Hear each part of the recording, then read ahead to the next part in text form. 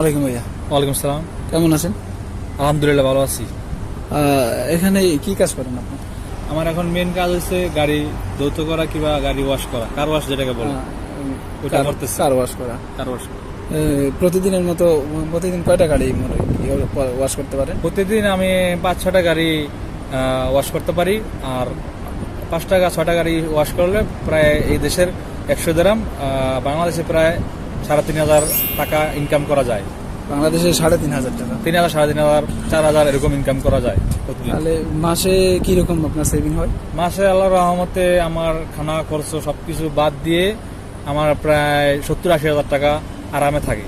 আচ্ছা, এই কাজের জন্য এমনি মূলত এখানকার পুলিশ বা লোকের কোনো সমস্যা করে নাকি? এটা এখানে আমাদের লিগ্যালিটি আছে, আমরা এখানে পারমিট বানিয়ে নিছি এবং লাইসেন্স আছে, তো এটাতে কোনো সমস্যা নেই, কোনো অসুবিধা নাই না? নেই। আর নতুন কেউ যদি আসতে চায় তাহলে তার জন্য আপনি কি বলবেন?